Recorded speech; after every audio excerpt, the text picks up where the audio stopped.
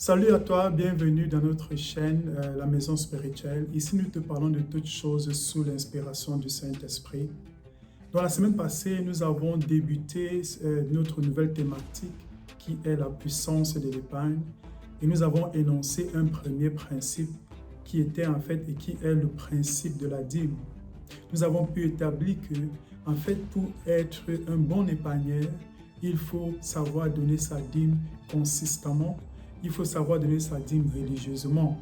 Parce qu'en fait, en donnant sa dîme à Dieu, qui est le 10% de ton revenu, de tout ce que tu reçois, en donnant ces 10% à Dieu là, tu te positionnes spirituellement afin que Dieu t'aide à mieux épargner, afin que Dieu prospère le reste des 90% qui te sont le reste des 90%.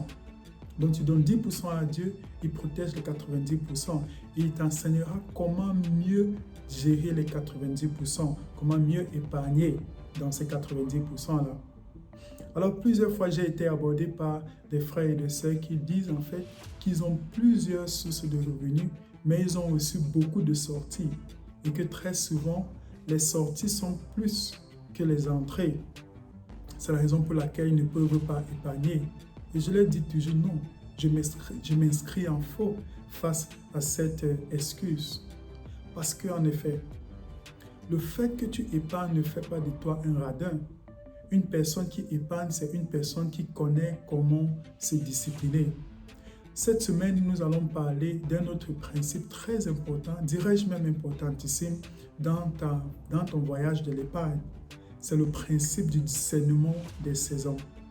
Dans le Proverbe chapitre 6, quand vous lisez du verset 6 au verset 9, la Bible déclare « Va vers la fourmi, toi paresseux, apprends d'elle, comme elle n'a ni chef, ni surveillant, mais elle amasse sa nourriture en été. » Donc la première chose, la première sagesse que les fourmis ont, c'est qu'ils ont un sens du discernement. Ils connaissent comment discerner les saisons. Ils n'amassent pas en hiver, mais ils amassent en été. Alors c'est quoi l'été de ta vie spirituelle? L'été de ta vie financière, pardon.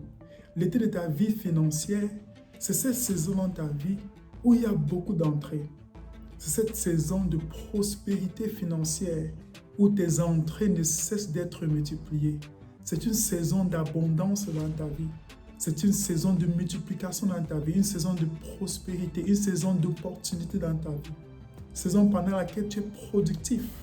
Tu fais beaucoup et beaucoup des entrées. Si cela te caractérise en ce moment, ça signifie en fait que tu es en saison d'été. Tu es à l'été de ta vie financière. Alors le conseil de Dieu en cette saison, ce n'est pas de dépenser.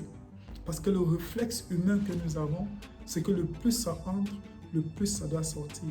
Le plus rapidement ça entre, le plus rapidement ça va sortir. Mais Dieu dit non. En cette saison d'été, ce que tu dois faire, tu dois amasser. Tu dois épargner. Tu ne dois pas divulguer.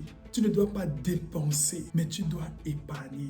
Tu dois amasser comme les fourmis. Alors, le plus tu as, le plus il y a une responsabilité qui est collée à ce que tu as reçu. Cette responsabilité, c'est de bien gérer ce que tu as et surtout d'épargner ce que tu as. Donc, quand tu discernes que tu as l'été de ta vie financière, la bonne attitude maintenant, c'est d'épargner. Si tu réussis à épargner 10, 15, 20% de ce que tu reçois, c'est un bon début.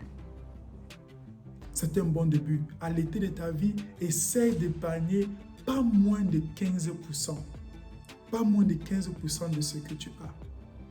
Pourquoi est-ce que Dieu aimerait que nous épargnions en été? Pourquoi en cette saison particulière? Parce qu'il y a d'autres saisons dans la vie. Peut-être tu as l'été de ta vie.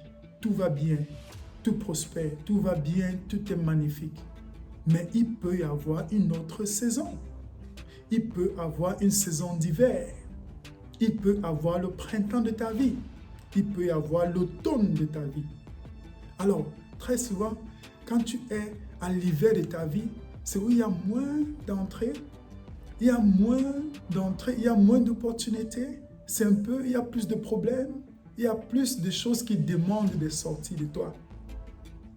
Alors en ce moment-là, Dieu dit, ce n'est pas le moment d'appuyer sur le bouton de panique.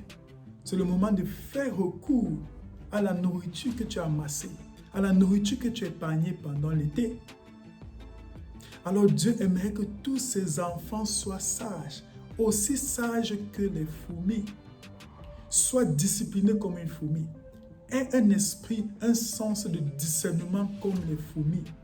Es-tu à l'été de ta vie? C'est le moment d'épargner. Es-tu au printemps de ta vie? C'est le moment de faire recours à ton épargne. Dieu aimerait que tu épargnes. C'est sa volonté. Sinon, si c'était le contraire, il n'allait pas mettre ce passage dans ses Écritures. Alors sois éclairé et commence aujourd'hui. Commence à donner ta dîme et commence à discerner les saisons de ta vie financière. Si tu es en été, alors commence l'épargne aujourd'hui. Ne remets pas cela demain. Commence aujourd'hui où tu es. Plusieurs frères et sœurs m'ont dit, mais frère, la raison pour laquelle je ne parviens pas à épargner, c'est parce que j'ai tellement de sorties. J'ai tellement de sorties. En fait, j'ai plus de sorties que d'entrées. Mais je leur dis non. Je m'inscris en faux face à cette façon de penser. La raison pour laquelle tu ne parviens pas, la raison pour laquelle vous ne parvenez pas à épargner, c'est parce que vous ne discernez pas les saisons. Le fait que tu aies un compte d'épargne n'exclut pas que tu puisses avoir un compte d'aide. Ne signifie pas que tu ne puisses pas avoir un compte d'investissement. Le compte d'investissement doit être différent du compte d'aide. Donc, mettons-nous à l'épargne, car c'est la volonté de Dieu. Ce faisant, nous pourrons manifester la gloire de Dieu dans nos finances, car cela est importantissime. Que Dieu te bénisse abondamment. Reste connecté, like, partage et commente. La semaine prochaine, nous viendrons vers toi avec une autre vidéo. God bless you.